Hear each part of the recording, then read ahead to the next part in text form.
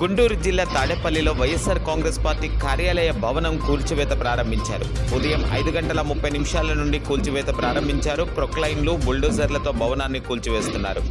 స్లాబ్కు సిద్ధంగా ఉన్న భవనాన్ని అధికారులు కూల్చివేస్తున్నారు. కూల్చివేతకు సిఆర్డీఏ ప్రిలిమినరీ ప్రొసీడింగ్స్ను సవాల్ చేస్తూ నిన్న హైకోర్టును వైఎస్ఆర్సీపీ నాయకులు ఆశ్రయించారు.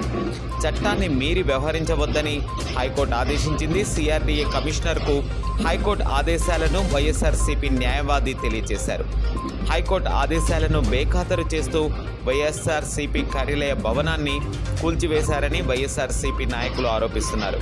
కోర్టు ధిక్కరణకు పాల్పడ్డారని హైకోర్టు దృష్టికి తీసుకువెళ్తున్నామని చెబుతున్నారు వైఎస్ఆర్సీపీ నాయకులు.